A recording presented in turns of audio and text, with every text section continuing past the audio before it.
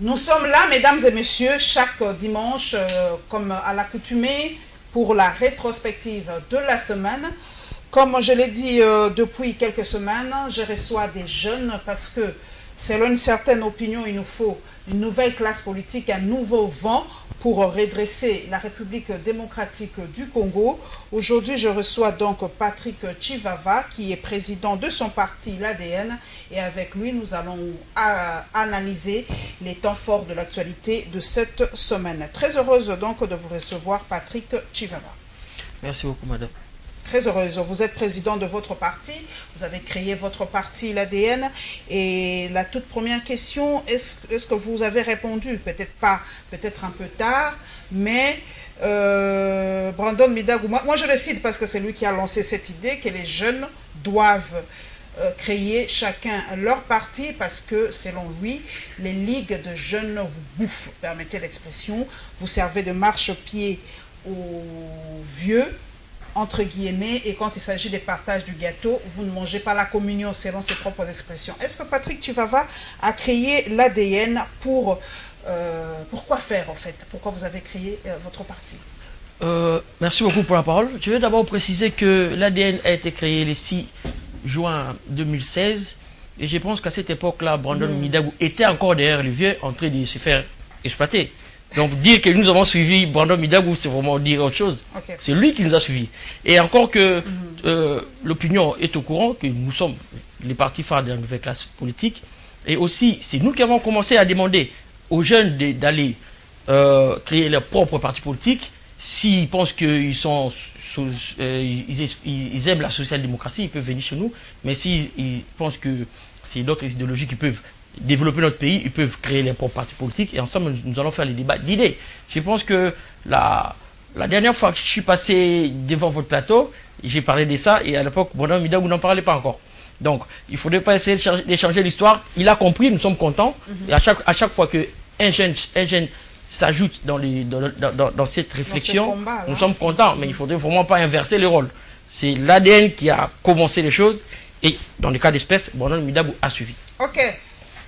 Il faut ne jamais rectifier l'histoire. Merci Patrick Chivava. Je crois que j'ai appris aussi quelque chose. Brandon Midagou, Patrick Chivava, vous êtes dans le même combat. Je crois que je vais commencer à vous citer, vous deux, le précurseur et c'est lui qui a pris cette idée en marche, la République en marche. Donc pour certains, c'est cette formule, vous voulez vraiment changer les choses comme Macron l'a fait.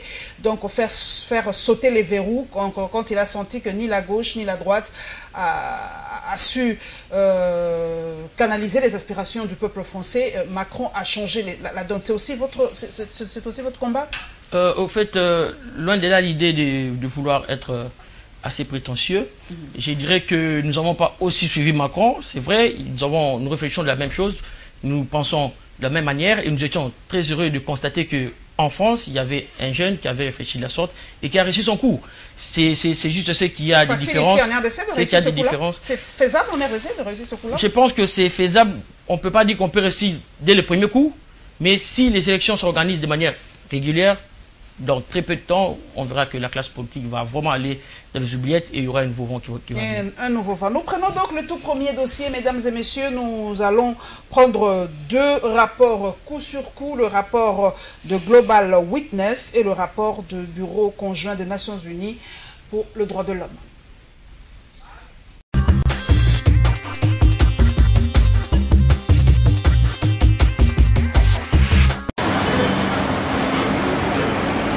Pour cette sortie médiatique, l'une des rares du très discret ministre des Mines leur était dans un premier temps à une mise au point, celle de la réaffirmation du caractère libre de l'adhésion de la RDC à l'ITIE, son engagement dans la mise en œuvre de ce processus avant de rappeler que l'administration fiscale est régie par les textes. S'agissant du récent rapport de Global Witness relatif à 750 millions de dollars qui n'auraient pas atterri dans les caisses de l'État dès 2013 à 2015, Martin Kaboueloulou estime qu'il est dépourvu de sens avec une forte connotation politique qui tranche avec le caractère technique du dossier.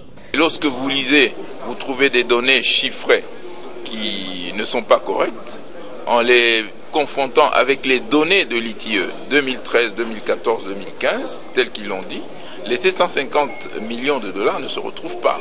Alors il faudra que Global Witness s'explique. Pourquoi est-ce que c'est pour nuire qu'il a publié ce rapport? Et lorsque vous voyez d'autres données, ce sont des données qui ont une connotation politique.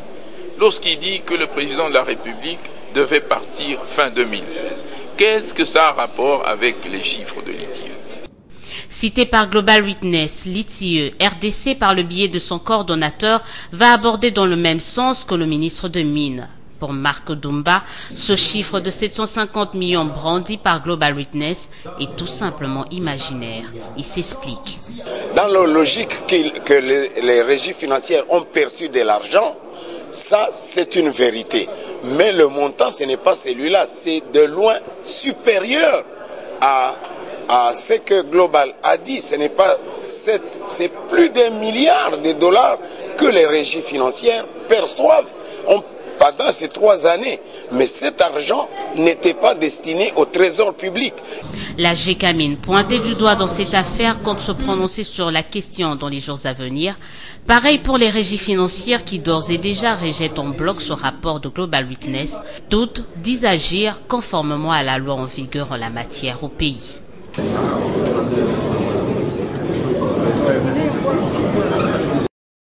Les premiers responsables des violations des droits humains dans le premier semestre de cette année, c'était les PNC, qui étaient responsables de au moins 25% de toutes les violations des droits humains enregistrées dans le territoire de l'RDC.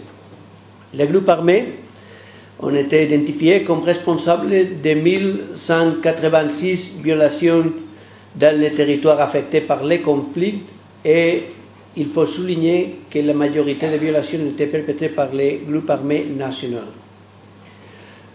884 civils ont été assassinés dans les territoires affectés par les conflits, dont 343 par les groupes armés. Nous avons enregistré 210 victimes de violences sexuelles liées au conflit et 430 violations des droits fondamentaux des espaces démocratiques qui sont plus que toutes les violations des droits civils et politiques dans l'année 2015. Ça montre la répression des libertés fondamentales incompatibles avec l'environnement approprié pour le processus électoral.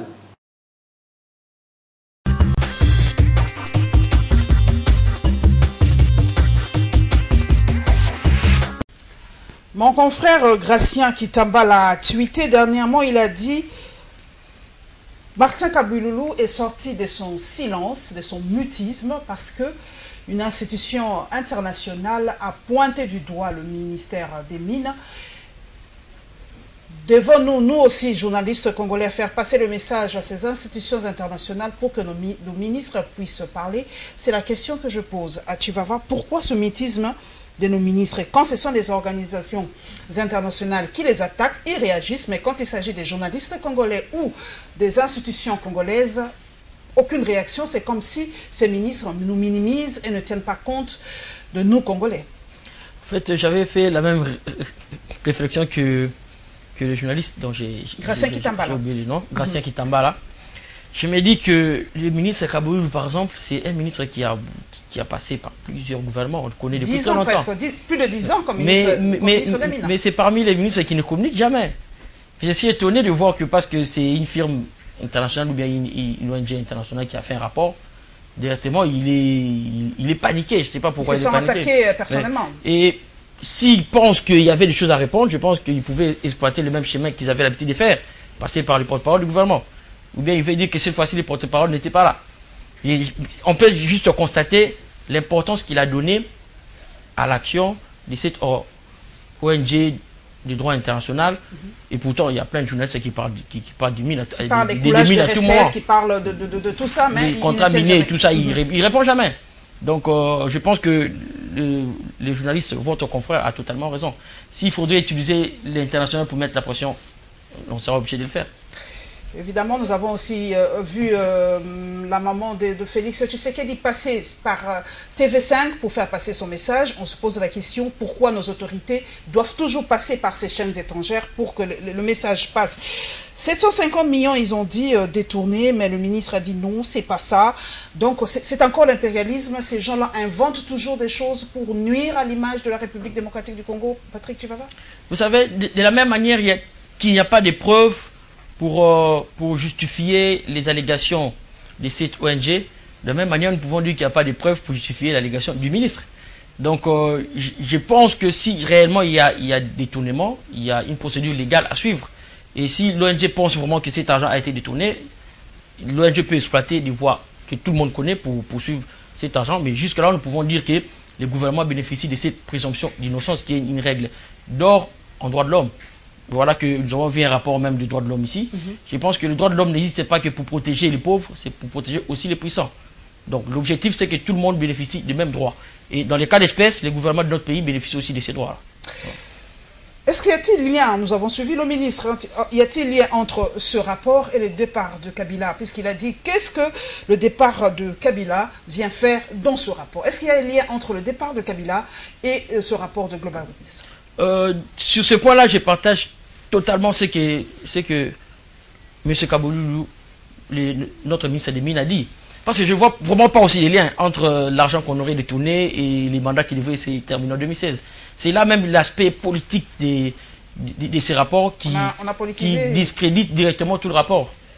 Pour vous, il n'y a aucun lien, parce que peut-être il parle de la paix du processus électoral, de la continuité des affaires de l'État, quelque chose comme ça, parce que on ne sait pas si la politique est mal gérée, cela incombe ou a des répercussions sur l'économie. C'est peut-être ça leur façon de penser.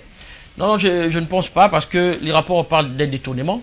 Et un président légitime ou illégitime peut toujours détourner. Donc je ne vois pas de lien entre la légitimité, les départs du président actuel et ces fameux détournements de deniers publics. Les rapports du Bureau conjoint des Nations Unies par rapport aux droits de l'homme, selon vous, Patrick Chivava, est-ce qu'il y a régression ou répression des droits de l'homme en République démocratique du Congo ces derniers temps? Vous savez, les gens se sentent menacés, Patrick Chivava? Sur ce point, je dois vraiment parler en tant que spécialiste. J'ai fait ma spécialisation en droit international des droits de l'homme, donc je maîtrise quand même un peu comment ça se passe. Je peux quand même dire à l'opinion nationale que le Bureau conjoint des Nations Unies, c'est une instance qu'il faut vraiment prendre au sérieux. Le travail que ce bureau fait, dans tout le cas, je ne peux pas dire à 100%, mais je peux dire qu'au moins en 9%, ce sont des résultats vérifiables. Des données fiables aussi. Quand ils citent des chiffres comme ça, c'est vraiment vérifiable. Je suis sûr et certain à 99%. Mais seulement aussi, il faudrait savoir qu'en matière des droits de l'homme, il n'y a aucun État qui respecte tous les droits de l'homme. L'objectif, c'est ce qu'on appelle en droit de l'homme, étant que spécialiste, et tous ceux qui travaillent dans ce domaine-là, ils savent qu'on appelle la réalisation progressive des droits de l'homme. Donc il suffit que... Il n'y a pas un pays, selon vous, Patrick Chivava, qui respecte à 100% le droit de l'homme, même aux États-Unis, ni en France, ni ailleurs, pas du tout. C'est pas moi qui invente ça, c'est un principe qui existe, c'est une théorie qui existe, et même eux-mêmes, ils sont au courant. La preuve, tous les pays envoient leurs rapports régulièrement pour justifier certains irrespects des droits de l'homme. Et selon vous qui êtes spécialiste, comment se présentent les droits de l'homme en RDC pour que nous passions au deuxième condensé? Comment, si on met une échelle de 1 à 10, où se trouve la situation des droits de l'homme en RDC selon vous? Je ne sais pas s'il faudrait que moi je donne ma cote. Oui, vous êtes intellectuel, étant que spécialiste, quelle est la cote étant que quelqu'un qui vit en RDC, si je prends tout le droit de l'homme, je mélange les tout parce qu'il y a interdépendance et tout. Moi, personnellement, je ne donnerais que 2%. Disons 20%. Donc, c'est 2 sur 10. Voilà. Voilà, donc, j'aimerais vraiment qu'on s'y attarde. Parce que si j'ai un spécialiste, moi, j'aimerais... Quels sont les éléments qui donnent ce 2 sur 10, selon vous? D'abord, le fait que j'ai vu ici, je vois comment est-ce que les plus grands problèmes que nous avons, surtout en matière de droits internationaux des droits de l'homme, disons, des droits de l'homme, les textes sont là. Nous sommes vraiment champions du côté texte. Mais l'application de ces textes, nous sommes vraiment les derniers. Dans tout le domaine possible, j'ai travaillé dans le droit de l'enfant, dans le droit de la femme, dans le droit de personnes vivant avec VIH et dans les droits des minorités, lorsque j'étais à la société civile. Et on peut constater ça. Tout ce qu'il faut avoir comme texte, nous avons. On a des textes formidables, mais on ne les applique pas. On ne les applique pas. Et si on ne sait pas les appliquer, c'est parce qu'il y a une volonté politique qui refuse qu'on applique ces tests. Et si on n'applique rien, où on n'applique presque rien. Je pense que... Quels sont les droits, vraiment, quels sont les droits liés aux droits de l'homme, par exemple? Citez-nous quelques droits liés à ce droit de l'homme. Droit de manifester, droit de manifester, droit de quoi, par exemple? Droit à la vie, les droits à un procès équitable. Ça ne veut pas dire que parce que vous êtes fautif, qu'on doit vous traiter sans respecter les règles qui est opposable à tous. Donc, les droits à un procès équitable aussi, les droits des manifestations de la cité, les droits d'association, les droits à l'éducation. Et dernièrement, est-ce que le droit à l'Internet, c'est aussi un droit parmi les droits humains? Oui, avec les temps, il y a certaines doctrines qui parlent maintenant de l'Internet comme le droit, comme un des droits de l'homme. Donc, priver les gens de l'Internet, c'est leur priver de leurs droits humains, c'est ça, à peu près. Oui, ça c'est sûr. Priver l'Internet, c'est vraiment le priver d'un de leurs droits de l'homme. Mais je me rappelle encore de mon professeur qui m'a enseigné à l'université de Pretoria lorsque je faisais ma spécialisation, qui m'a dit que dans d'autres pays, on dit même que toute la population doit avoir minimum 100 mégabytes par jour. 100 mégas par jour. Si on doit mettre ça en équivalence en francs congolais ou en dollars, oh là là, je ne sais même pas trop. C'est-à-dire, c'est l'État qui doit les donner gratuitement. 100 mégas par jour, hein, pour que les gens puissent être informés et instruits par rapport au net. Je crois que le message est passé. Les sociétés de télécommunications, l'État, nous avons droit, selon notre spécialiste, à 100 mégas par jour. Nous passons donc au deuxième thème, c'est la déclaration du Conseil de sécurité par rapport à la RDC. Sur la RDC, comme vous le savez, qu'on le veuille ou pas, c'est toujours un géant sur le plan géopolitique. Et la réaction par rapport à la marche prévue le 31 juillet et le calendrier électoral.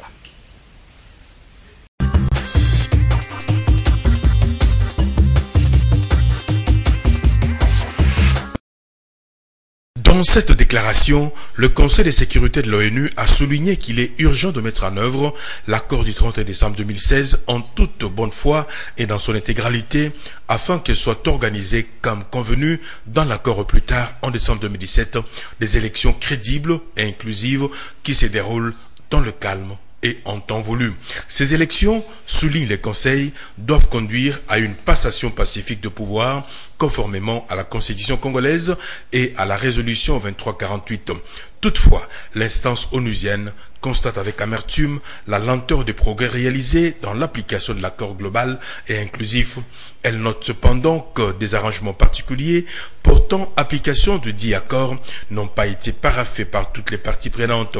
Et pourtant, réaffirme les conseils, cet accord offre une feuille de route réaliste pour la tenue des élections pacifiques et démocratiques. La déclaration interpelle enfin tous les acteurs politiques congolais, les plaçant face à leurs responsabilités, notamment seuls de surmonter leurs divergences pour parvenir à un consensus, mais également promouvoir les intérêts et le bien-être de la population avant toute autre considération. Le collectif d'action de la société civile dont le mouvement citoyen compte à rebours et membres organise une marche non violente et pacifique ce lundi 31 juillet 2017 pour exiger la publication du calendrier électoral. Alors nous allons commencer notre marche, nous allons tous nous retrouver à 8h30 déjà, ou plus tard 9h juste, à la place Triomphale pour cheminer vers Willery, le rond-point Willery, et de là il y aura une équipe qui ira déposer un mémorandum au niveau de la CENI auprès du bureau de son président, c'est-à-dire de son président. Nous avons saisi formellement l'autorité, conformément à la Constitution, donc l'autorité est informée. Nous avons rempli notre devoir républicain et nous comptons organiser notre marche pacifique, tenir notre activité pacifique et non violente ce jour-là. Nous avons déjà entendu plusieurs discours, nous voulons maintenant du concret parce que nous estimons que le calendrier électoral est un instrument qui va faire en sorte que le processus électoral ne navigue plus à vue. Donc c'est vraiment important, nous savons tous que c'est un outil important pour nous permettre de quitter de cette impasse politique parce que nous savons tous que même la situation socio-économique que nous vivons est due justement à cette impasse politique. Vous savez très bien que la politique tient l'économie et le social en état.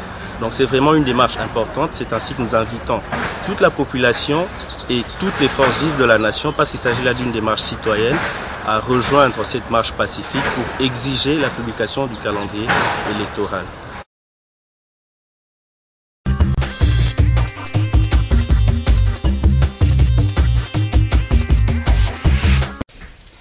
Patrick Chivava, une question directe et claire. Est-ce que nos politiques sont-ils irresponsables?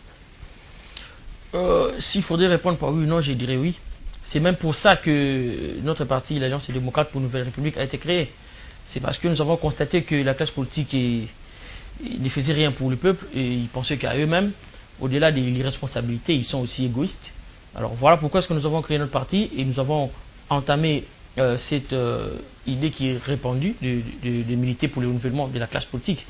Parce que nous pensons que seul le renouvellement de la classe politique peut amener notre pays de l'avant et vers son développement. Donc, s'il faudrait répondre sur les responsabilités des politiques de l'ancienne classe politique, la classe politique que nous appelons ancienne parce qu'elle est sortante, je dirais que cette classe politique est vraiment irresponsable. Et la preuve, de 2016 à maintenant, on a vécu par étapes la preuve de cette responsabilité. Et selon vous, le regard des Nations Unies sur la RDC, j'y reviens parce que le mot nationalisme sort beaucoup, l'impérialisme, on nous le dit à chaque fois. Est-ce que le regard de cette communauté internationale sur la République démocratique du Congo dénote-t-il de l'impérialisme?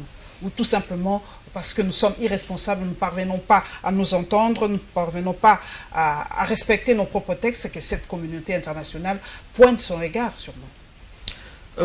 Lorsque les gens parlent de la communauté internationale en mettant en avant-garde les principes de la souveraineté, je pense que c'est juste de la manipulation. Parce que s'il faudrait regarder dans l'histoire de notre pays, l'histoire qu'on enseigne à nos enfants, on nous a enseigné, on a enseigné à nos parents. Notre pays a été créé comment? Ce n'est pas par la même communauté internationale à Biana. Je pense que la communauté internationale a un devoir historique, spécialement notre pays. Et étant que surtout dans le cadre des Nations Unies, qui est là pour la paix et la sécurité internationale, et vu l'importance géostratégique de la RDC, je trouve que c'est vraiment opportun que l'ONU jette toujours son coup d'œil sur ce qui se passe au Congo et de manière assez détaillante. Par rapport à cette mission, l'ONU a une des plus grandes missions dans le monde, c'est en République démocratique du Congo, mais nous avons vu la dernière fois qu'il y a des contingents qui commencent déjà à quitter certaines parties de la RDC. Nous avons suivi l'appel presque pathétique, moi je dirais, de la société civile à l'est là-bas. Pour vous, la MONUSCO doit encore rester ici pour nous aider? Je pense que la MONUSCO a quand même passé son temps. Rester ici en nombre réduit ne va pas beaucoup nous déranger. Mais il faudrait aussi que tout le monde sache que l'ONU n'a pas besoin seulement de la MONUSCO pour avoir son œil sur nous. Donc même si la MONUSCO partait, c'est-à-dire la mission de l'ONU ici partait, comme il y avait eu ONUC, à l'époque, dans les années 60, l'ONU continuera toujours à avoir son coup d'œil, continuera toujours à manifester son intérêt à ce qui est de la stabilité et la paix ici dans notre pays pour que toute la région bénéficie de cette paix. Nous avons suivi Tchemassi qui lance l'appel par rapport à la marche de ce 31 juillet. Il a dit, c'était d'ailleurs la question qu'on avait posée, s'il avait eu toutes les autorisations. Pour vous, on doit marcher pour réclamer le respect du calendrier électoral, ou pour vous, il y a d'autres démarches, Patrick Chivava, pour le respect de ce calendrier électoral, ou la publication de ce calendrier électoral? Je voulais faire cette correction, parce qu'il n'y a pas encore de calendrier, donc on n'a pas respecté ce qui n'existe pas. Mais je pense qu'on doit réclamer la publication, mais il faudrait quand même être aussi un peu juste sur notre manière de réfléchir. Parce que je me demande, est-ce qu'il faudrait aller suivre la CENI, ou bien nous savons tous que le problème, ce sont les politiques. Comment est-ce que Nanga pourra faire pour publier un calendrier juste sans qu'il ait enrôlé tout le monde? Comment est-ce qu'il peut faire ça sans avoir la loi? Donc le Parlement ne fait rien, et pourtant le Parlement devait agir en amont. Et aussi, les politiques ne font rien avec la paix et la sécurité, par exemple au Kasaï. Si on demande à Nanga de publier un calendrier maintenant, il va le publier. Mais ça sera un calendrier qui ne sera pas du tout respecté, comme les différents calendriers publiés par Malmol à l'époque. Donc je pense que si on veut être juste envers nous-mêmes, on doit réclamer, c'est vrai, mais nous devons changer notre direction, parce que la direction que nous prenons de la CENI, c'est une très mauvaise direction. Une très mauvaise direction. Personnellement, est-ce que Patrick Chivava a déjà eu sa carte d'électeur? Oui, je me suis fait enrôler le dimanche passé. Et je crois que les reportages étaient passés ici et aussi. Alors ça s'est bien passé, je me suis fait enrôler à Kisenso. À Kisenso, dans la commune de Kisenso. Je reviens à la marche, vous avez dit que nous ne devons pas nous attaquer personne. Le combat ne doit pas vraiment se focaliser sur la CENI. Nous devons donc aller un peu vers les politiques. Mais nous avons vu la lucha aujourd'hui marcher dans les rues de Kinshasa pour soutenir le gouvernement Tshibala. Donc, et selon une certaine opinion, c'est le dédoublement de la lucha, parce que la lucha doit normalement, la vraie lucha selon eux-mêmes, donc c'est pour ce lundi. Est-ce que si un jour vous vous réveillez, Patrick Chivava, et qu'il y ait un autre ADN, quelle sera votre réaction? Vous savez, en matière de dédoublement, moi je comprends toujours pas pourquoi que les gens passent tout leur temps à réfléchir sur ça. Comment ça? Je donne toujours l'exemple de l'UDPS. En 2006, lorsqu'il y avait élection, je crois qu'il y avait à peu près 5 UDPS. UDPS Barti Sekedi, UDPS Barti Kibasa, UDPS. Mais vous constaterez que lorsque les politiques, disons, les officiels, parlent de l'UDPS, ils disent pas l'UDPS Barti Sekedi. Ils disent UDPS tout court. Parce qu'eux-mêmes, ils savent la vraie UDPS c'est laquelle. Même maintenant, il y a Tshibala qui a son histoire, il y a les fils qui sont restés.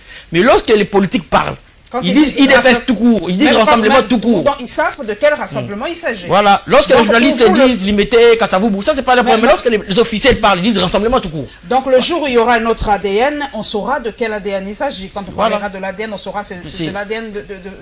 Mais on doit aussi officiellement bannir cet état des choses, parce qu'on ne peut pas continuer avec ces dédoublements. Ça crée quand même pour les Congolais lambda une certaine confusion, parce que vous dites que les politiques ou les autorités savent de quel UDPS il s'agit, de quel rassemblement il s'agit, mais pour un Congolais lambda, quand on lui dit lucha, il voit la lucha dans la rue aujourd'hui, pour eux c'est la lucha. Comment dire à cette population c'est pas la vraie lucha, c'est une autre... Comment expliquer? D'abord, je pense que... Pratiquement, comment bannir cette histoire de dédoublement? D'abord, je pense que notre population est très intelligente. Et elle sait voir que ça, c'est... D'ailleurs, j'ai appris, on disait... Louchangwazu. J'ai appris l'expression. Elle sait que ça, c'est la force. Donc, ça, c'est pas un problème. Mais seulement pour bannir, il faut que nous-mêmes, Congolais... Parce que lorsque les autres utilisent leur argent, leur influence pour dédoubler, ils exploitent les gens qui sont à l'intérieur. C'est eux qui doivent dire non. Mais ils acceptent et il faut les gérer. C'est ça le problème. Donc nous sommes nous-mêmes, en tout cas, responsables de ces dédoublements. Nous prenons donc notre condensé. Nous allons à l'UNC. L'UNC a réagi par rapport à la nomination à la tête de la structure Sensa d'Olengankoy. L'UNC a donné son point de vue et nous allons voir le point de vue de l'ADN, évidemment, dans cette émission, et la descente de la délégation de la CENI à Tshimbu.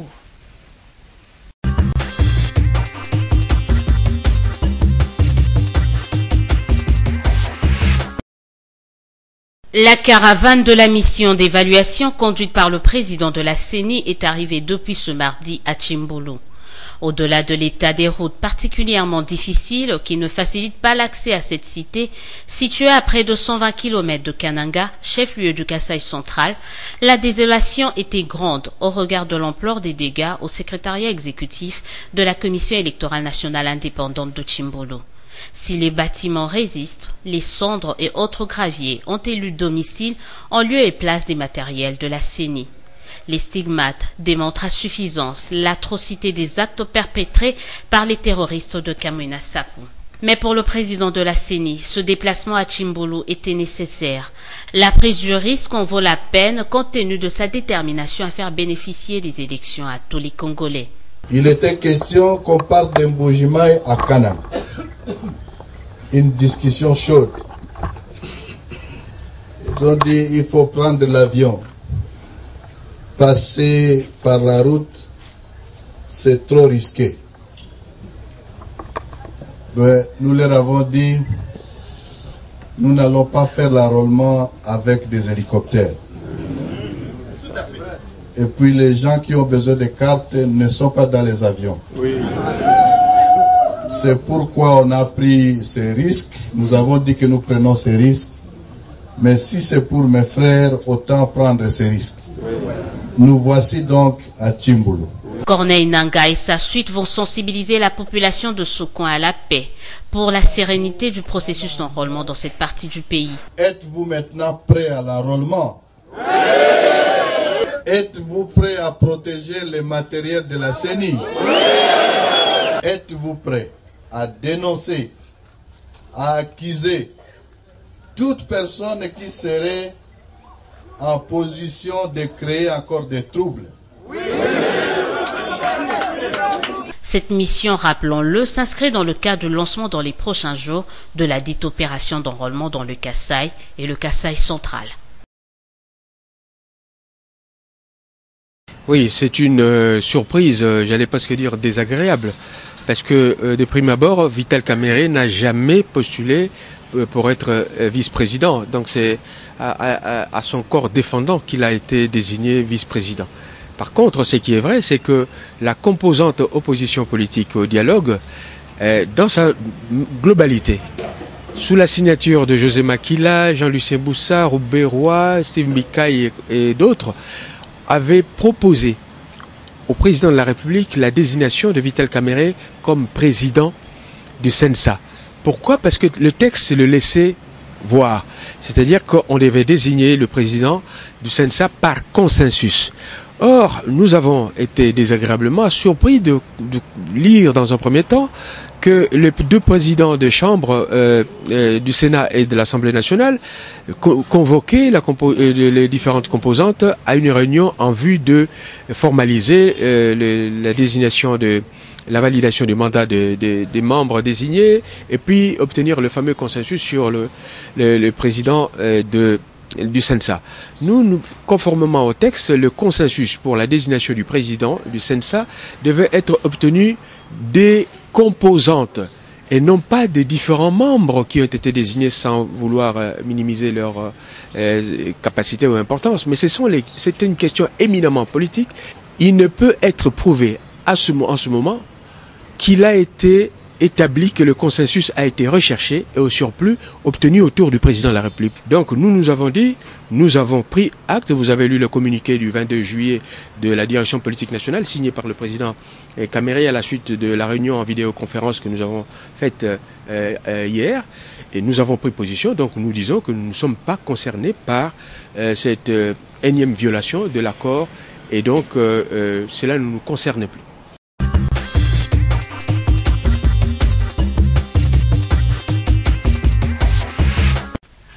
Patrick Chivava, vous êtes politique, vous êtes maintenant, vous avez, si je me permets l'expression, les deux pieds dedans. Question directe, j'adore. Vital Kamerhe a-t-il été une fois de plus roulé dans la farine, selon vous? Je pense que à force de dire que Vital Kamerhe a été roulé ou Félix Tshisekedi a été roulé, nous oublions qu'en réalité, c'est le peuple congolais qui est roulé. Parce que lorsqu'il y a un problème dans le processus, ça handicape un peu le processus et ça tire les choses en longueur. Et cette histoire qui vient de se passer dernièrement, je ne sais pas, c'est vraiment le sommet du ridicule. Parce que je ne vois pas comment est-ce qu'on peut tolérer que le gouvernement, qui est géré par les camps des Tchibala et le nouveau président désigné de Olenga Koy. Voilà. Comment est-ce qu'on peut accepter que le gouvernement soit géré par eux et l'organe de contrôle aussi par eux? Ça, c'est impossible et je pense que c'est fait sciemment. C'est fait sciemment pour retarder toujours, selon vous, le processus électoral. Et c'est le peuple qui en pâtit. Vous avez suivi d'ailleurs la position de Vital Kamerhe. C'est dit non concerné par cette histoire. Donc pour lui, pour vous aussi, pour l'ADN, c'est la question cap vers les élections. Donc CENSA, tout ça, c'est... La seule chose qui nous intéresse, nous, sont les élections. Parce que nous estimons que seule l'élection peut nous permettre de mettre hors d'état de nuire cette ancienne classe politique. Mais apparemment, on dirait que la classe politique est unanime, la classe politique sortante est unanime sur le fait de ne pas organiser les élections. Les deux, hein, majorité et opposition selon vous? Oui, parce que j'estime qu'on peut dire que les reports profitent au président de la République, mais je pense que ça profite aussi aux différents membres de l'opposition qui passent pour Premier ministre. Parce que les deux personnes qui viennent passer Premier ministre, vous n'allez pas... On peut faire un sondage, aucun Congolais peut me dire que ces deux personnes peuvent aligner 251 députés derrière eux. Donc si on veut organiser les élections, ils n'auront même pas la chance d'être peut-être députés. D'ailleurs, on a mais dit, il serait tout Premier ministre. C'est le baromètre qui permet d'évaluer un peu le poids politique d'un politique. On nous dit que même le président du CNSA n'a pas été élu dernièrement. Donc comment on peut mettre à la tête de telles structures des gens qui n'ont pas de base, selon les Congolais. Donc nous allons au Kasaï. On a vu Corneille Nangaa avec cette population de Tchimboulou, mais la question se pose, est-ce qu'on n'a pas dédoublé cette population de Tchimboulou? Vous m'avez donné une belle expression, Lucha Ngwanzu. Est-ce que cette population n'est pas Tchimboulou Ngwanzu? Parce que d'où viennent ces gens-là? Parce que nous avons des informations, c'est lequel c'est vide, la population est terrée dans les forêts. D'où viennent ces populations, Patrick Chivava? Je ne sais pas trop d'où ils viennent, mais on les a vus là à Tchimboulou. Donc on peut dire qu'ils sont de là par présomption. Mais seulement si réellement il y a de la population, on va voir ça. Parce que le problème avec la triche, c'est qu'avec les temps, ça arrive toujours à nous rattraper. Donc s'il n'y a pas de gens et qu'on a créé une masse pour nous faire voir qu'enfin Tchimboulou est prêt pour se faire enrôler, lorsqu'un enrôlement va commencer, nous allons voir. Enrôlement, les élections sans le Kasaï, c'est votre devise aussi? Non, je ne crois pas. Parce que les élections pas sans le Kasaï. Donc voilà, les élections pas sans le Kasaï. Voilà, c'est votre devise aussi? Les élections doivent se passer dans tout le pays. Et je me demande comment est-ce qu'on va faire les calculs de sièges pour les parlements sans avoir les Kasaï. Parce qu'on fait le nombre total des individus enrôlés et on divise par 500 pour faire un siège. Alors si on n'a pas le Kasaï parmi les gens qui sont enrôlés, comment est-ce qu'on fera ces calculs? Donc je pense que nous avons besoin du Kasaï pour organiser les élections. Nous continuons, mesdames et messieurs, notre volet. Nous rentrons donc ici à Kinshasa. Le président de la République a inauguré cette semaine le monument du soldat congolais. Donc nous allons avoir un peu plus de détails et l'impact de ce monument dans le mental du Congolais et du militaire congolais et les lancements du concours pour avoir 1000 jeunes dans l'administration publique.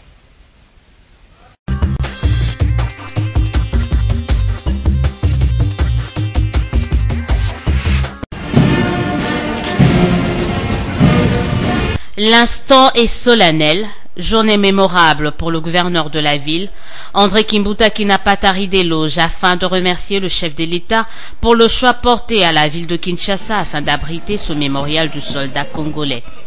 L'ouvrage sera dévoilé par le président de la République sous l'œil regardant et admiratif de plusieurs personnalités invitées pour la circonstance. Le geste a une portée symbolique, celle de l'attachement et de la reconnaissance de la République aux efforts des soldats congolais. La cérémonie d'aujourd'hui, qui nous réunit pour l'inauguration du mémorial du soldat congolais, par son Excellence, Monsieur le Président de la République, est une juste reconnaissance de cet engagement qu'il a souvent conduit jusqu'au sacrifice suprême. Elle est un hommage à nos vaillants soldats et constitue un moment consacré par la nation à resserrer les liens avec son armée. Cette cérémonie est aussi une occasion de célébrer nos forces armées qui ont marqué dignement leur présence sur tous les grands chantiers de la défense de l'intégrité et de la souveraineté du territoire national. Désormais, Rocheri Kimbuta, l'espace qui était jadis appelé rond-point Forescom, est désormais devenu place du soldat congolais. Le numéro 1 de la ville invite pour ce faire les Kinois à veiller sur cet espace touristique et éviter des actes de vandalisme ainsi que sa profanation. De la place du soldat congolais, Joseph Kabila ainsi que ses convives vont se rendre sur l'avenue des forces armées ex-haut commandement. Ici, le Raïs a inauguré le nouveau bâtiment devant abriter le collège de hautes études, des stratégies et des défenses.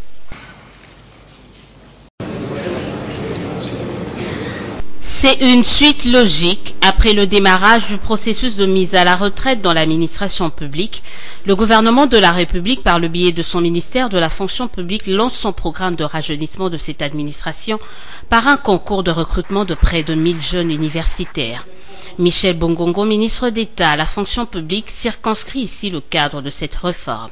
Au regard de nombreux dysfonctionnements de l'appareil administratif, notamment à la suite des différents chocs socio-économiques et politiques que la RDC a traversés sur une longue période, il est bien évident que sans une réforme profonde et audacieuse de l'administration publique, la contribution de celle-ci au renforcement de l'efficacité de l'État et des capacités des politiques publiques susceptibles de promouvoir la croissance économique et booster le développement ne saurait être efficace pour prétendre produire des richesses et générer des opportunités d'emploi public comme privé pour les jeunes. Le coup d'envoi de ce concours a été donné par le Premier ministre pour Bruno Tshibala. Il s'agit ici de rendre plus efficace, plus performante l'administration publique et ainsi s'assurer de l'émergence du pays à l'horizon 2030. Ce processus de rajeunissement de l'administration publique bénéficie de l'appui de la Banque mondiale au travers son projet de rajeunissement de l'administration publique PRAP. Ainsi, l'ancien Premier ministre Augustin Matata Ponyo plaide pour la pérennisation de ce projet.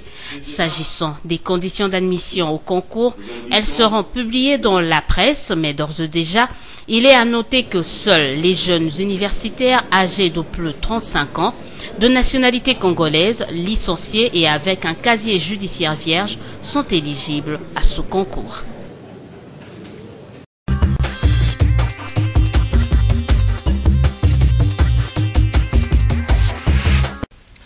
Patrick Chivava, comme le renouvellement de la classe politique, vous êtes pour le rajeunissement de l'administration publique congolaise. Oui, bien sûr. Qu'est-ce que ça va apporter, selon vous, ce rajeunissement? Je pense que avec des fonctionnaires jeunes, il y aura quand même une nouvelle énergie pour que les choses aillent de l'avant et surtout lutter contre cette petite lenteur que nous constatons souvent avec notre administration.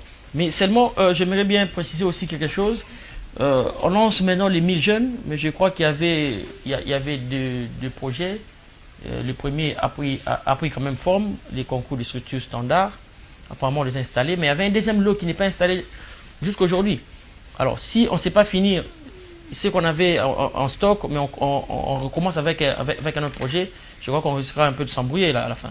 À la fin. Oui. Donc, pour vous, le rajeunissement de la classe politique apportera quelque chose de nouveau dans l'administration parce que... De la fonction publique, vous voulez dire. De la fonction publique. Voilà, nous allons maintenant vers place Forescom, l'inauguration de ce monument dédié aux soldats congolais.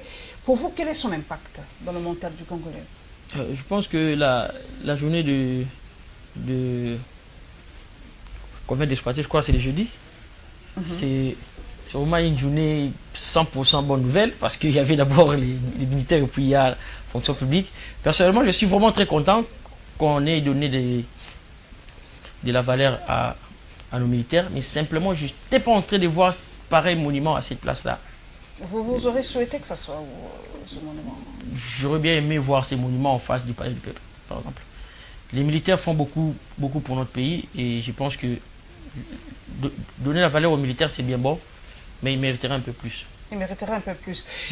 Nous allons sur Twitter, nous suivons aussi d'autres radios à Kinshasa. Il y a quelqu'un dans une grande émission de radio de Kinshasa a dit est-ce que l'argent prévu pour ce monument ne pouvait pas être affecté, par exemple, à l'amélioration de l'hôpital, un des hôpitaux dans la province de l'Équateur, j'ai oublié le nom. Il a dit, chez nous, par exemple, on n'a pas un centre hospitalier pour nous soigner, mais le peu qu'on a affecté pour ce monument, je ne connais pas le prix, mais est-ce qu'on ne pouvait pas prendre cet argent-là et s'occuper des vivants? Est-ce qu'on ne peut pas laisser les morts, enterrer les morts et s'occuper d'abord des vivants? Patrick Chivava. Non, mais c'est pas comme ça qu'il faut réfléchir. Mais si un Congolais de l'arrière-pays réfléchit comme ça, parce que c'est dit que ce monument-là a dû coûter quelque chose. Oui. Est-ce que le peu là, on ne pouvait pas le mettre à la disposition des vivants, arranger l'hôpital pour se faire soigner? Sinon, s'il meurt, à quoi ça sert? Expliquez un peu à ce Congolais quelle est l'importance d'un monument. Peut-être qu'ils ne comprennent pas. Ces monuments, au-delà d'être un grand statut qui est là, sans bouger. Ces monuments servent à beaucoup de choses. Ces monuments servent à des références, ça retrace l'histoire. Il y aura peut-être des enfants qui vont devenir militaires seulement parce qu'ils ont vu ces monuments. Qui vont se battre, qui vont donner leur vie pour leur pays seulement parce qu'ils ont vu ces monuments. Mais ce n'est pas tout le monde qui ira à l'hôpital. Je ne dis pas que réhabiliter l'hôpital n'est pas important. Mais je pense que nous devons voir l'importance de toutes choses et éviter de prioriser les choses en rapport avec nos besoins à nous personnels. Il faudrait voir l'État et la République. Nous y restons parce que c'est aussi parmi beaucoup de gens avaient réagi, ils n'avaient pas compris. Ils ont dit que non, le militaire lui-même, le vivant, c'est lui qui est là. Comment il vit, est-ce que son salaire, son pectole, l'alimentation, la scolarité des enfants des militaires. Les vivants, on ne s'en occupe pas et on pense aux morts. C'est vrai qu'ils sont morts pour la patrie, mais l'important c'est d'abord s'occuper des vivants avant de s'occuper des morts, Patrick. Je pense que ce qu'on doit demander à notre gouvernement, c'est de faire plus que ça. C'est-à-dire, au-delà de mettre ces monuments, d'aider aussi les militaires qui sont vivants. On ne doit pas demander au gouvernement qu'à la place de ces monuments qu'on fasse autre chose. Moi, personnellement, je suis vraiment contre ça. Je pense que le monument a aussi sa raison d'être. On peut faire des monuments, mais on doit se dire que le gouvernement peut avoir les moyens de faire et les monuments et de s'occuper des vivants. Et s'occuper des vivants. Mais nous n'avons plus tellement des monuments qui rappellent l'histoire. En RDC, on se rappelle qu'on a déboulonné celui qui se trouvait à la gare centrale, qui représentait un roi des Belges. On a déboulonné sous Mobutu. Pour vous, je sais que vous êtes intellectuel. Quel est le rôle d'un monument dans un pays? Ça fait quoi dans... Je reviens à la question, parce que beaucoup ne comprennent pas l'impact des monuments dans une ville. Quel est son impact, Patrick Chirava? Loin de là, l'idée de me faire spécialiste en cette matière, mais tant qu'intellectuel, je pense que... Vous voyagez beaucoup, vous voyez des monuments en Afrique du Sud, il y en a beaucoup d'ailleurs. Il y a le monument Mandela qui est, je crois, presque la référence aujourd'hui de Johannesburg. Donc, je disais... Qui passe par Johannesburg doit se faire photographier là. J'espère que ce sera pour Kinshasa, ce monument aussi. Ok, bon, déjà les monuments qui se trouvaient à la place Nelson Mandela, on l'a déplacé pour le mettre à côté et pour ne rien faire. Je pense que les monuments sont très importants dans notre pays parce que ça nous rappelle l'histoire, ça nous rappelle des faits et ça crée des références dans la vie, dans la mémoire collective du peuple. Donc c'est très important. Personnellement, je suis vraiment étonné que les gens disent qu'on devrait ne pas faire les monuments pour faire autre chose. On doit demander au gouvernement, et le gouvernement peut trouver de l'argent pour faire les différents monuments, pour garder les souvenirs de nos héros, et surtout pour créer des références pour nos enfants et nos petits-enfants. Mais au-delà de ça, le gouvernement doit aussi chercher de l'argent pour soutenir ceux qui sont vivants, comme demandé. Mais dire que c'est l'un ou l'autre... Donc, ça a de l'importance, les deux. Hein. Oui. Les monuments sont très, très importants. Nous allons donc continuer, mesdames et messieurs. 5e condensé, nous mettons cap vers l'UDPS. Patrick Chirava nous a dit tout à l'heure, quand on parle de l'UDPS, les autorités et les initiés savent de quel UDPS il s'agit. Mais maintenant, nous allons parler de la mise en place de la commission du conclave UDPS bar Tchibala. Et du tic au tac, voilà la réaction de l'UDPS qui part de la cacophonie autour de ce congrès.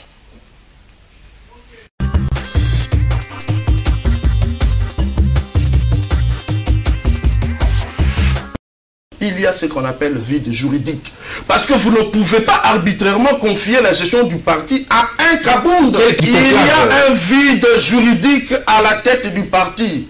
Et à défaut du président Tshisekedi, et face à ces vides juridiques, le secrétaire général adjoint, le plus préséant, celui qui a préséance sur tous les secrétaires généraux, c'est adjoint, c'est Bruno Tchibala. C'est la raison pour laquelle la base, avec les fédéraux, beaucoup de fédéraux, plusieurs centaines de fédéraux venus de province, de Kinshasa, l'ont plébiscité comme autorité morale et ils ont voulu ils l'ont plébiscité comme autorité morale et ils ont estimé que pour le moment le parti devra avoir des autorités et avoir des institutions normalement établies. C'est la raison pour laquelle Bruno Tchibala a lancé un appel aux brebis égarées. Il leur demande de revenir à la maison. Monsieur parle du siège. Mais écoutez, est-ce que l'UDPS a un siège? L'UDPS n'a pas de siège. Si vous voulez me parler de la 11e rue, monsieur, c'est une propriété de la famille Tshisekedi. Lorsqu'on parle du siège, Bruno se réunissait là-bas, à ce même siège. Donc l'UDPS va se réunir nous allons tenir notre congrès extraordinaire pour combler le vide laissé par le président de l'UDPS. Les autres, nous les souhaitons bonne chance. Vous allez constater avec moi que nos amis qui nous ont trahis ont adhéré à la majorité. Parce que c'est là où l'on parle de l'autorité morale. Eh bien, maintenant, ils sont en train de se dévoiler qu'ils sont des kabylistes. Donnez-nous le temps, vous verrez. Les masques vont tomber. Les diables, les cornes vont pousser. Et la queue sera visible. Mais nous, nous restons avec le peuple.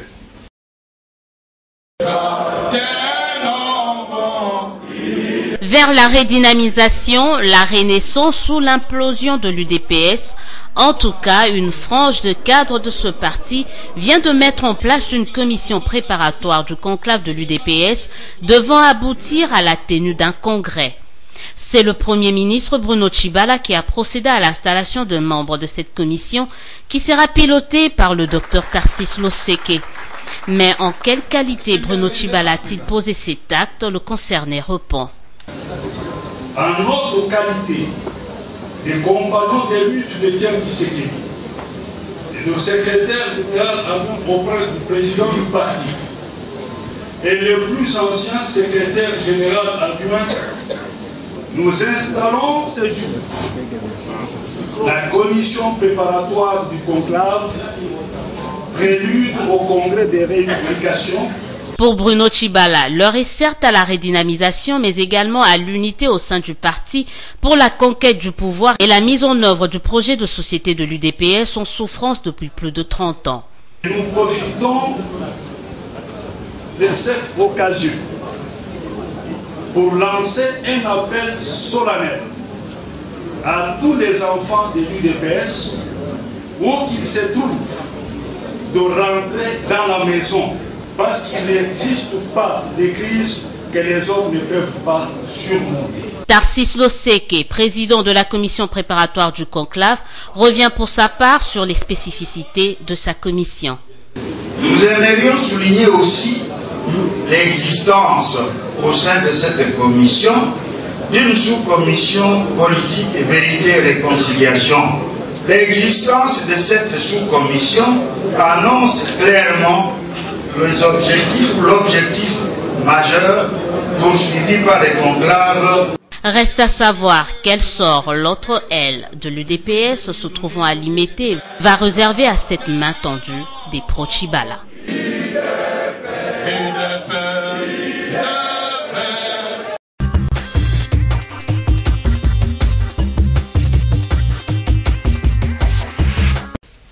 Patrick Tshibala, voilà l'image que nous renvoie aujourd'hui l'UDPS. Je sais que de temps en temps, quand on pose des questions par rapport à d'autres partis, il y en a qui disent « je n'ai rien à dire », mais je suis un intellectuel, nous allons essayer de réfléchir. C'est l'image que renvoie ce grand parti qui est, en tout cas, la fille aînée de l'opposition, comme on aimait le dire.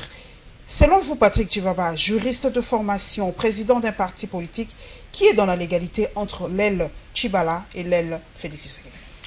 D'abord, la fille aînée de l'opposition, ça, moi, je ne dirais jamais parce que l'aîné, c'est en rapport avec les dates. Et s'il faudrait que chaque parti sorte sa date de création, l'UDPS ne sera pas le premier parti de l'opposition. Donc, ça, c'est juste des noms qui se sont donnés. Et aussi, par rapport à l'image que l'UDPS nous montre là, je dirais même mieux que c'est cette image que la classe politique sortante nous montre. C'est pas seulement l'UDPS. C'est pas seulement l'UDPS, c'est pratiquement partout. C'est pratiquement partout. Et on constate qu'il y a des gens qui sont culottés, si je peux utiliser l'expression, qui vont même à poser des actes qu'une personne normale ne peut pas imaginer.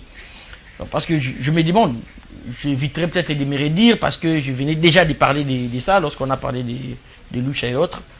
C'est quand même évident. C'est quand même évident que l'UDPS, c'est l'UDPS qui reste à limiter.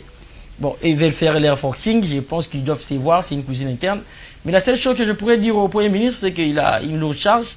Et s'il a le temps pour s'amuser comme il fait là, c'est qu'on a un sérieux problème. Il doit se concentrer au pays et diriger le pays. Se concentrer à ses fonctions de Premier ministre, parce que là, ça fait peut-être cumul. On reste à l'UDPS, je ne sais pas, Patrick Tshibala, si vous avez suivi l'intervention de Maman Marthe sur TV5, quelle a été votre réaction quand vous l'avez suivi? Je ne sais pas si vous l'avez suivi.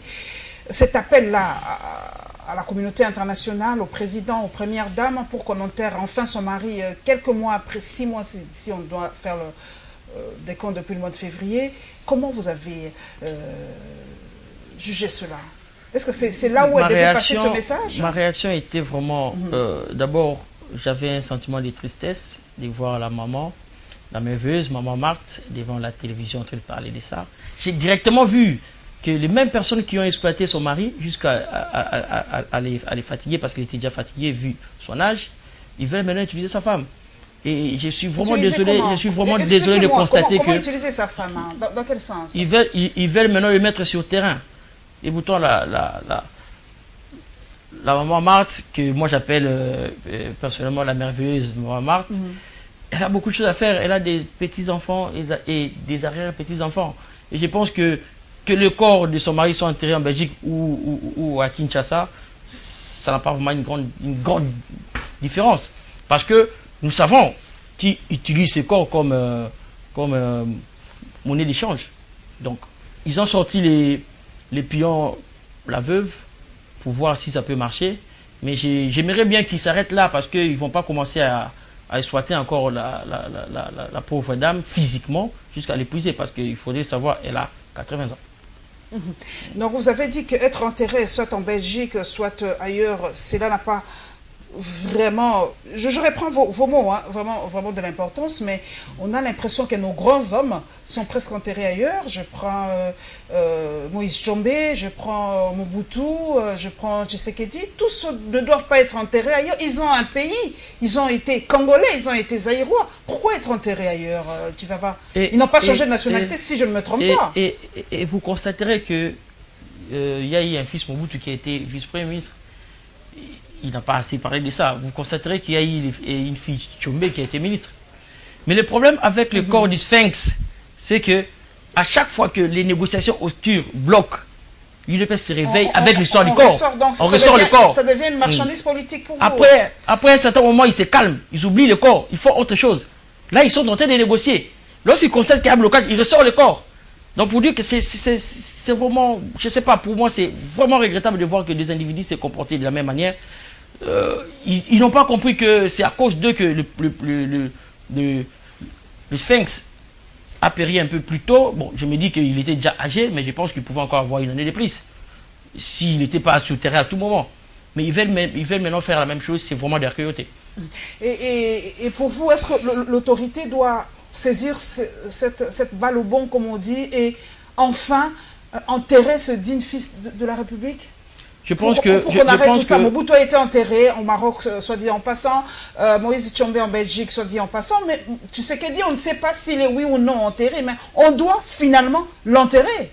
Je pense que, en rapport avec tout ce que Tshisekedi a fait dans ces pays, il mérite vraiment des honneurs dignes de son rang. Et le gouvernement de notre pays doit le savoir. Et ne pas le savoir, ça serait vraiment de l'ingratitude envers tout un pays. Donc, en rapport avec tout ce qu'il a fait dans ces pays, il mérite ça et le gouvernement doit savoir que c'est un devoir pour lui de l'enterrer dignement. De l'enterrer dignement. Voilà, nous sommes à l'avant-dernier sujet, mesdames et messieurs, enrôlement. Nous restons encore à l'UDPS, c'est vraiment ça fait l'actualité. Et bien sûr, que pouvons-nous, cette rétrospective est éminemment politique vu les enjeux de l'heure, l'enrôlement de Félix Tshisekedi. Patrick Tivava vous l'a dit, il s'est fait enrôler, suivi d'une masse. Moi, j'ai vu les images. Je vais poser d'ailleurs la question, pourquoi toujours se faire accompagner de tant de personnes? Et pourtant, l'enrôlement, c'est un geste tout à fait citoyen, normal. Et la réaction de Félix Tshisekedi par rapport au présumé Kamwina Sampo.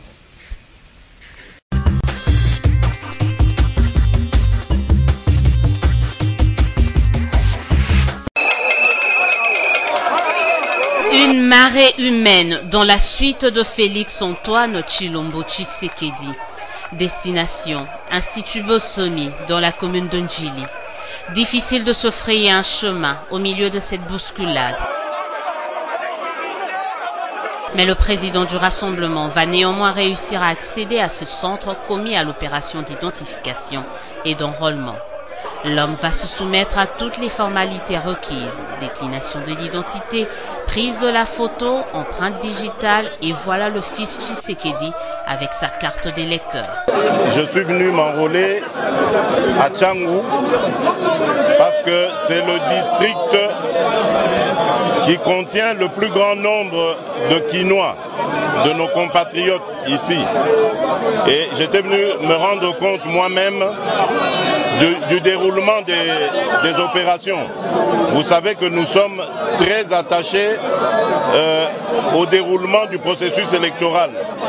Nous avons des raisons de croire que celui-ci se passe de manière frauduleuse ou il contient des imperfections. Donc nous le surveillons, nous avons des observateurs sur le terrain et nous notons toutes les remarques et observations nécessaires pour améliorer les choses. Avec l'obtention de sa carte d'électeur, Félix Tshisekedi affirme avoir déclenché le processus d'alternance au pays. Mais j'étais aussi venu pour dire à la population un message d'espoir, l'exhorter à avoir du courage, parce que nous allons entrer dans une phase décisive de notre histoire qui consiste à l'alternance, une alternance que nous voulons pacifique. Pour le président du Rassemblement, il est plus qu'impérieux d'obtenir cette alternance cette année.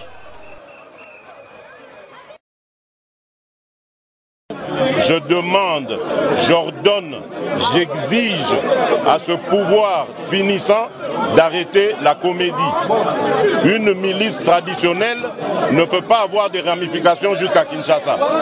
Vous ne pouvez pas faire croire ça même aux plus idiots des êtres humains. Nous n'accepterons jamais ce genre d'allégations et nous allons nous défendre par tous les moyens, en tout cas possibles et imaginables, pour faire arrêter cette campagne nauséabonde, une campagne mensongère destinée à salir l'UDPS. L'UDPS a plus de 35 ans d'existence. Elle a toujours prôné la non-violence comme méthode de lutte. Et au contraire de ce qu'affirme ce pouvoir finissant, les victimes se comptent à l'UDPS et non là où on nous le dit. Qu'on arrête, c'est une exigence de ma part, qu'on arrête de manipuler l'opinion. D'ailleurs, cette opinion ne croit pas un seul mot de cette comédie qui s'est passée hier. Il n'y a pas d'accointance entre l'UDPS et les milices qui sèment la mort. Le pouvoir sait d'où viennent ces milices et c'est à lui de s'expliquer. D'ailleurs, nous encourageons l'enquête internationale qui a commencé parce qu'elle dévoilera les vrais dessous de ces cartes-là.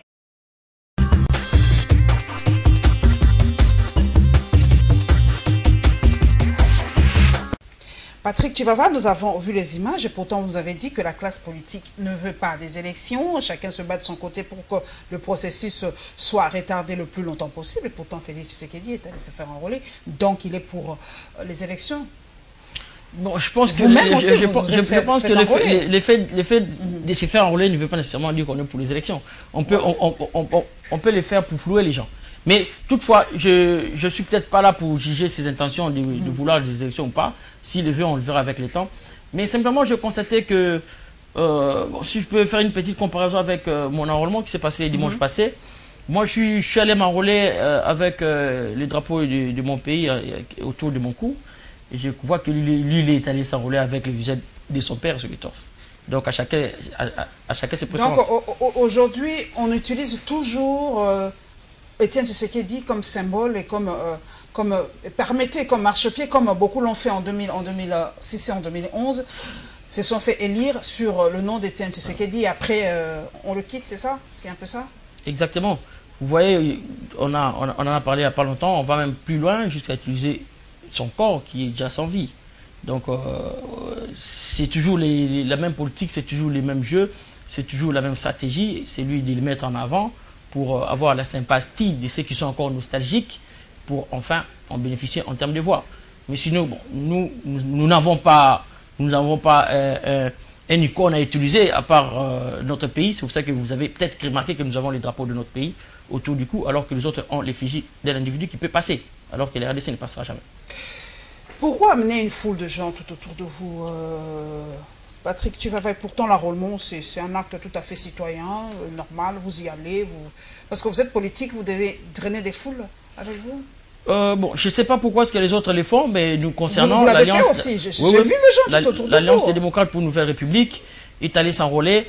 L'objectif, c'était pour nous d'ouvrir l'enrôlement et d'appeler, parce que avant, vous voulez sensibiliser en même temps. Oui, parce qu'avant les dimanches 23 juillet, nous n'avons pas encore donné notre mot d'ordre sur l'enrôlement. Pourquoi avoir attendu? Les membres de notre parti ne savaient pas encore s'il fallait s'enrôler ou pas. Maintenant, on a donné. Bon, en fait, on n'a pas attendu assez longtemps, mais on était en train d'observer. De peaufiner des stratégies, comme on dit. Pas de stratégie. On était en train plutôt d'observer la classe politique sortante avec ces jeux de ping-pong. On s'est dit, est-ce que cet enrôlement ne va pas s'arrêter au milieu ou pas? Mais nous avons constaté que nous avançons lentement, mais sûrement. Et voilà quoi, on s'est dit qu'on peut s'enrôler et lancer le message à tout le monde. Et depuis, tout le monde s'enrôle. Et d'ailleurs, je profite de l'occasion pour annoncer à nos militants que demain, dimanche, plutôt dimanche, parce que l'émission passera le dimanche, je profite pour annoncer à nos militants que c'est dimanche, les secrétaires généraux de notre parti iront aussi s'enrôler à Jean-Jeff Mwanza. Et on sera tous derrière lui, voilà. En tout cas, bon vent, comme on dit, Jean-Jeff Mwanza. J'espère que vous serez parmi cette nouvelle classe politique. Nous avons choisi de rester encore devant les caméras parce qu'il nous faut toujours des intelligences, chacun dans son domaine. Nous ne pouvons pas tous être politiques.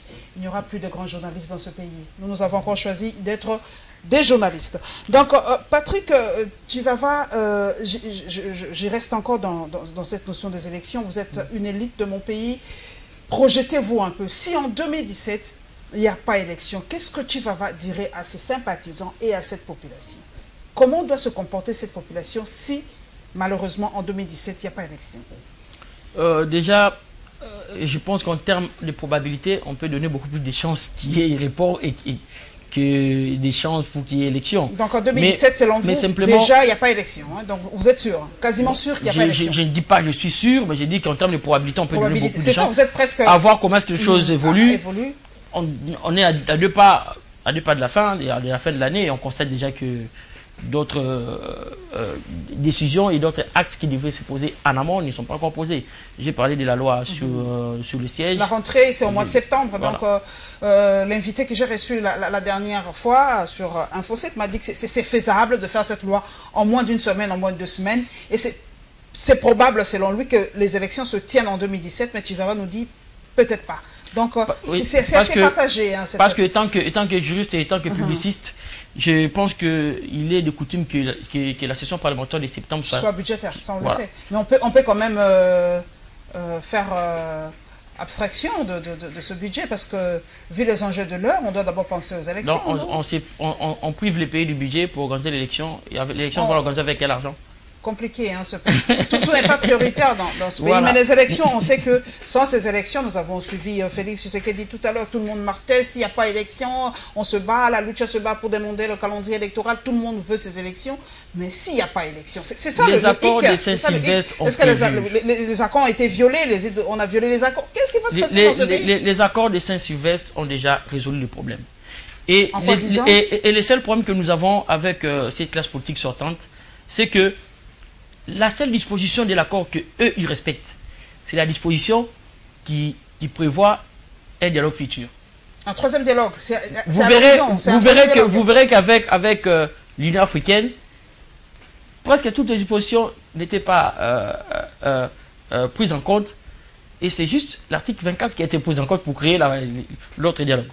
Et maintenant, on sent déjà que, surtout avec la désignation du président du CNSA, on sent déjà que la disposition selon laquelle les 3 organes doivent se retrouver pour décider des reports est en vue.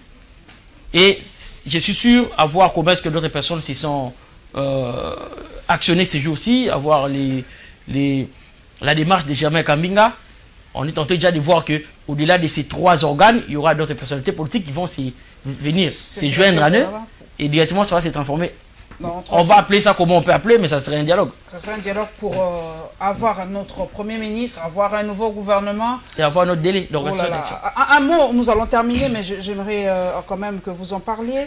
Un mot par rapport à la hausse du dollar, Tchivaba.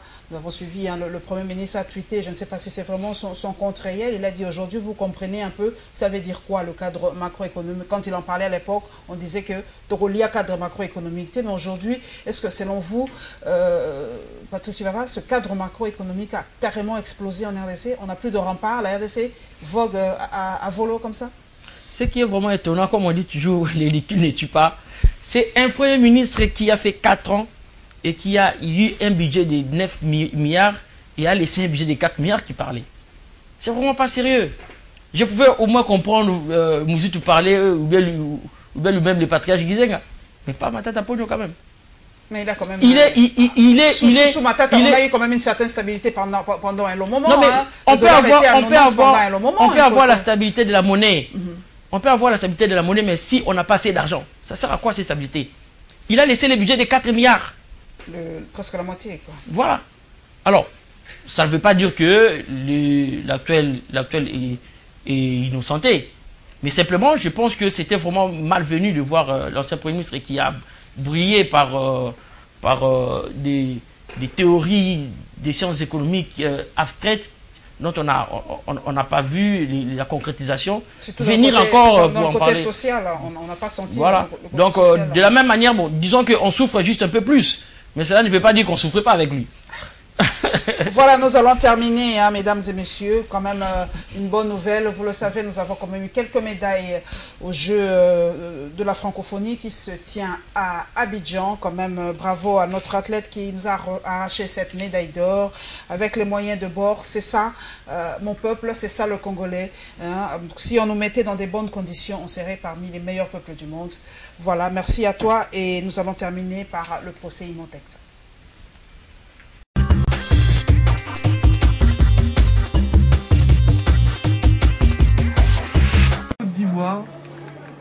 Qui l'eût cru? Ils étaient au total 11 marathoniens au départ, dont 9 hommes et 2 dames. Pointé favori de l'épreuve, les Marocains Fatihi Abdinassir va se montrer intraitable tout au long de la course, mais sans pour autant connaître la détermination des natifs de Goma. À plusieurs reprises, les Marocains vont tenter plusieurs échappées, mais incapables de distancer Makoro Bondo. À 500 mètres de l'arrivée, l'enfant terrible de la République démocratique du Congo va prendre la direction de la course en devançant Fatih Abdinassir d'1 minute 2 secondes, soit 2h27 minutes 55 secondes. Le Béninois Korongo Daouda sera classé 3e de l'épreuve. Chez les dames, c'est la Canadienne Doulé Chili qui sera classée première avec un temps de 2h51 minutes. Très ému, Makoro Bondo s'est dit très content d'avoir gagné pour la première fois la médaille d'or. C'est avec beaucoup de joie qu'il vient de terminer. Je viens de remporter pour le peuple congolais. C'est l'honneur pour moi et pour mon pays. C'était bien. Nous avions avec nos coéquipiers qui étaient très forts, les Marocains, après les Béninois ici. Donc, c'était bien. Nous nous entraînons à Kiroche, à l'est du Congo, où il y a beaucoup de montagnes. Et ça nous a bien préparés pour être ici. Donc, c'était bien. Je me suis senti à l'aise. C'était très très bien. Rappelons que dans l'histoire des Jeux de la francophonie, c'est pour la première fois de voir un Congolais monter sur la plus haute marche du podium. Donc, dans tout état de cause, Monsieur le Premier Président, mis hors cause par le tripé Ngaliema, Happy Congo et Gabriel Chabani se sont vus lésés par la société Imotex, ce qui a poussé ces derniers de saisir le tribunal de commerce pour action téméraire et vexatoire. Condamné au premier degré, Imotex est en appel pour incompétence matérielle du Tricom. Happy Congo et Gabriel Chabani, eux, ne jurent que sur la majoration des dommages et intérêts pour préjudice subi.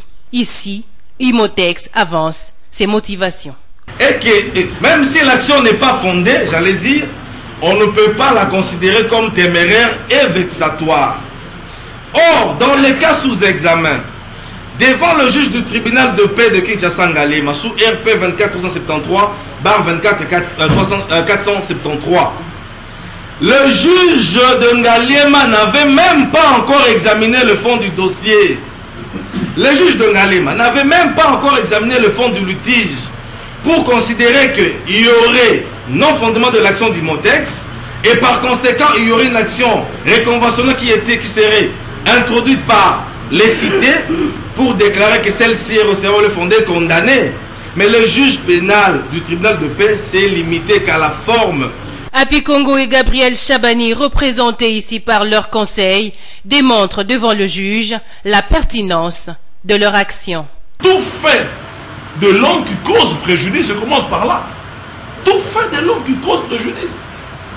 Quand vous traînez quelqu'un en justice, quand vous essayez contre quelqu'un et que cela n'aboutit pas, quelqu'un est dépensé, a laissé même son honneur, c'est une société commerciale.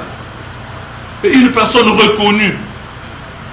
Quand vous les traînez en justice inutilement, est-ce que vous allez dire que non? Quel est le fait encore? Nous allons chercher quels sont les dommages, quels sont les faits et qui ont causé. Mais je ne crois pas comprendre ça. Lorsque nous sommes devant le tribunal de commerce et qu'on a trait une société, soit une personne commerçante, on veut nous faire croire que c'est des juges naturels d'un commerçant, ce n'est pas les juges du tribunal de commerce. Vous voyez que cela est dit. Le premier principe est dégagé par la Constitution. La Constitution dit que nul ne peut être soustrait du juge que la loi lui assigne. Le ministère public entendu donne son avis sur le banc. Que votre cour puisse déclarer l'appel de Happy et Chabani recevable est totalement fondé. Et s'agissant du premier jugement, je dis partiellement fondé. Et quant à la majoration des dommages et intérêts, nous laissons à la perception de la Cour que votre Cour puisse le majorer à des justes proportions que vous jugerez équitables. L'affaire prison délibérée, les parties seront fixées sur leur sort le lundi 17 août prochain.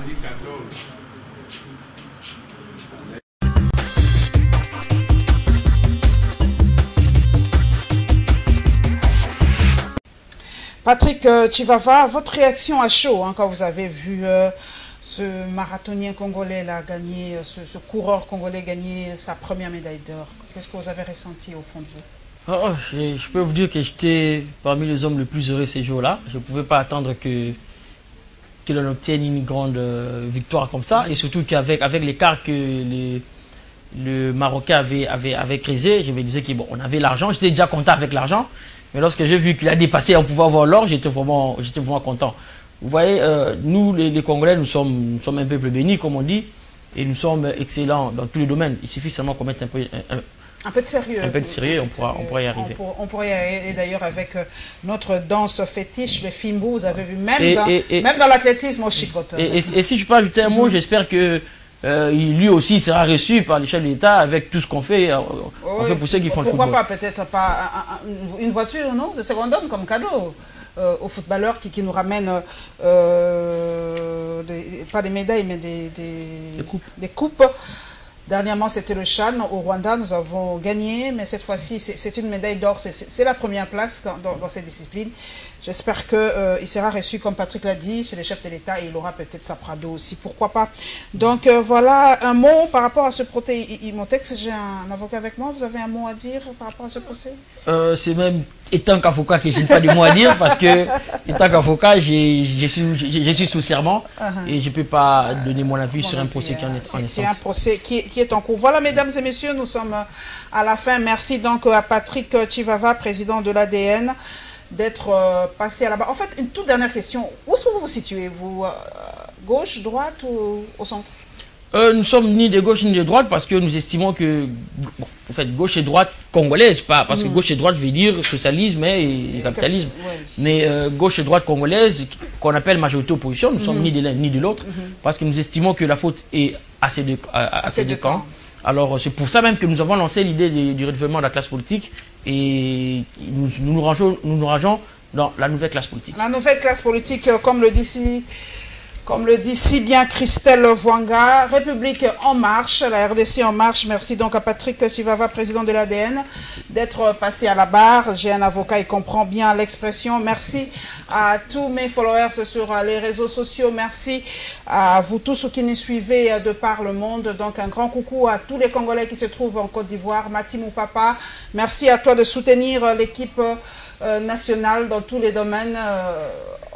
À Abidjan, Côte d'Ivoire, et merci tout particulier à John Jeff Mwanza qui était avec nous et qui, je crois, est candidat à la députation, je ne sais pas de quelle députation, peut-être provinciale ou nationale. Et nous nous retrouverons, mesdames et messieurs, avec le même plaisir le dimanche prochain, Inch'Allah.